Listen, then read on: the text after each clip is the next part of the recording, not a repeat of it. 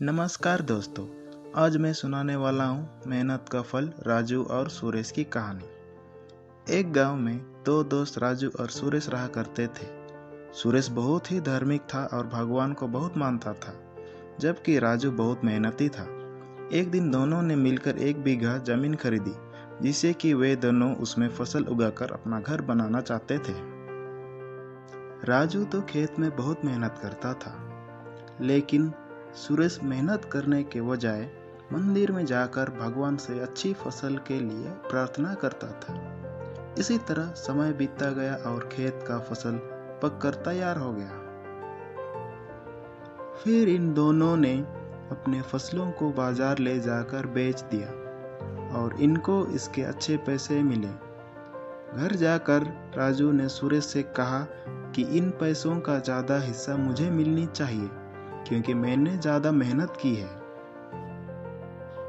यह बात सुनकर सुरेश बोला, नहीं, पैसों का ज़्यादा हिस्सा मुझे मिलनी चाहिए, क्योंकि मैंने भगवान से इसकी प्रार्थना की थी, तभी हमको अच्छी फसल हुई। भगवान के बिना कुछ संभव नहीं है। जब वे दोनों इस बात को आपस में नहीं सुलझा सके, तो पैसों के बंटवारे के लिए वे दोनों गांव के मुखिया के पास पहुंचे। गांव के मुखिया ने सारी बात सुनने के बाद फैसला किया।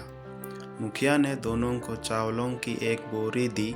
इसमें चावलों के बीच छोटे छोटे कंकड़ मिले हुए थे। मुखिया ने कहा, इस चावलों की बोरी को घर ले जाओ और इसमें से सुबह तक चावल और कंकड़ अलग करके लेकर आओ।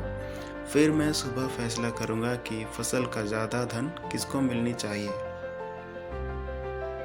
दोनों अपनी अपनी चावलों की बोरी लेकर घर चले गए। राजू अपने चावलों की बोरी को खोलकर उसमें से कंकड़ अलग करने में लग गया। सुरेश अपनी चावलों की बोरी को लेकर मंदिर में चला गया और भगवान से चावलों से कंकड़ को अलग करने के लिए प्रार्थना में बोला कि हे भगवान, मेरे चावलों से कंकड़ अलग कर दो। दोनों अगली सुबह मुखिया के पास पहुंचे।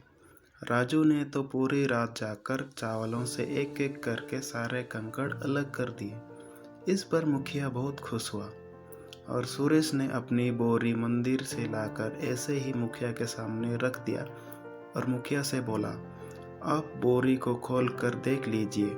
मुझे भगवान पर पूरा विश्वास है कि इस चावल की बोरी से सारे कंकड़ निकल चुके होंगे। लेकिन जब मुखिया ने चावलों की बोरी खुलवाई तो देखा सारे कंकड़ चावलों के बीच ही मौजूद थे। फिर मुखिया ने सुरेश को समझाते हुए कहा कि भगवान भी हमारी मदद तब ही करता है जब हम अपनी तरफ से मेहनत करते हैं। यह बात समझाते हुए मुखिया ने फसल का ज़्यादा धन राजू को दे दिया। इसके बाद से सुरेश भी राजू के साथ खेत में मन लगाकर मेहनत करने लगा। यह कहानी हमें सिखाती है कि हमें कभी भी पूरी तरह से भगवान के भरोसे पर नहीं बैठना चाहिए, क्योंकि भगवान भी हमारी सहायता तभी करते हैं जब हम अपनी तरफ से मेहनत करते हैं।